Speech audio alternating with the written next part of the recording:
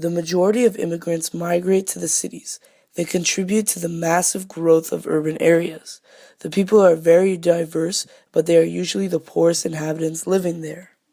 Affluent neighborhoods are often found outside the center of the city. They are less densely populated and contain more green spaces, except for the wealthiest.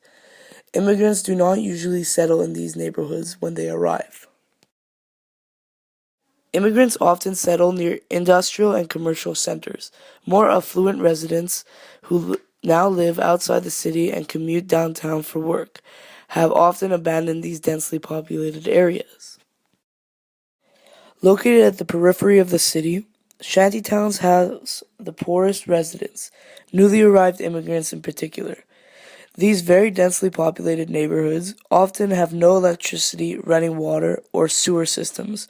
Also, garbage collection is often unavailable. Immigrants who arrive in the new city often settle near their compatriots. That is why, over time, ethnic neighborhoods develop in a community. These enclaves make it easier for immigrants when they arrive, but they can also make it harder for them to integrate into the rest of society. Urban planning. Some people promote precise, detailed urban planning. Others believe that we should allow the different neighborhoods in the city to develop freely. In order to preserve a human dimension, Jane Jacobs, an American urban planner who immigrated to Canada at the end of the 1960s, held the later view. Her work, The Death and Life of Great American Cities, is one of the most important works on urban planning. The attraction of the city. Immigrants mostly settle in the cities because of their economic importance. The chances of finding a job are greater in the cities than in rural areas. Also, cities offer better access to commodities and services. For example, they usually have more schools and healthcare institutions.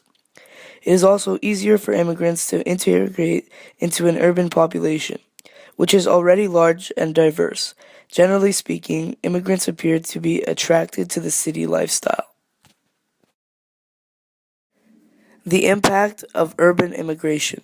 The mass arrival of immigrants in a city can create problems. The newly arrived immigrants, usually poor, must find housing. They often settle in overpopulated and underprivileged neighborhoods, such as shantytowns. These urban areas often develop in a disorganized fashion, and municipal authorities must ensure that implementation of viable infrastructures. Moreover, the influx of immigrants can cause an increase in the unemployment rate if the available labor exceeds the number of jobs offered. In some cases, the presence of a large population of immigrants can cause concern among the local population and result in racial tensions.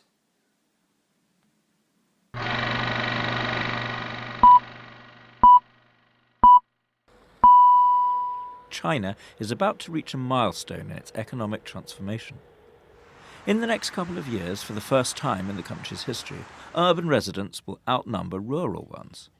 China's cities have ballooned in recent years as migrants from the countryside have surged in to find work. This process of urbanization is a crucial driver of China's economic growth. The migrants not only provide labour for factories, they also boost consumption by renting apartments, shopping in markets, eating in restaurants and using nearby services. China needs more consumption of this kind. Officials say, and many economists agree, that the country has relied too much on investment and exports. The good news for China's economy is that urbanization still has a long way to run. In 1978, only 18% of Chinese lived in cities. This rose to 30% in 1995 and to nearly 40% in 2002. Now it's just shy of half.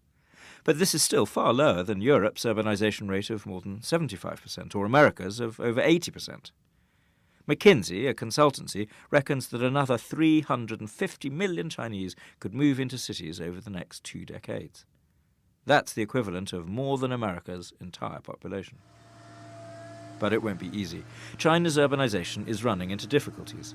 Young people have left the countryside in droves, leaving many villages only with elderly people and children. As the young migrants get older, they find it increasingly difficult to find work in the cities. But still they have their land, and some decide to go back. The challenge will be ensuring that migrants become fully fledged, productive urbanites for their entire lifetimes. One obstacle is a system of household registration called hukou. This is a relic of the Mao era, when the Communist Party decided to segregate urban and rural residents and give them different welfare benefits. These days it does not stop migration, but it slows it down by making it very difficult for rural hukou holders to get access to urban schools, hospitals and subsidised housing.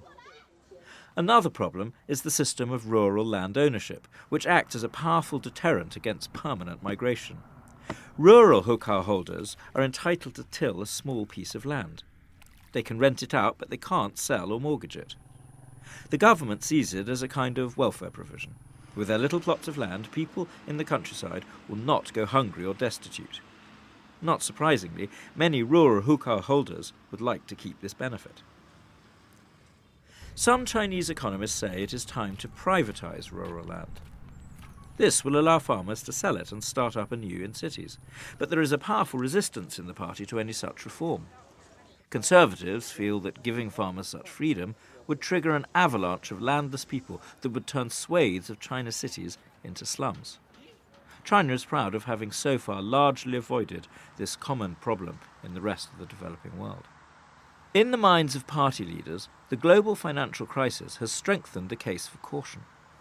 As many as 20 million migrant workers temporarily lost their jobs when the crisis broke in 2008. Having farmland to go back to, many officials believe, kept them from taking to the streets.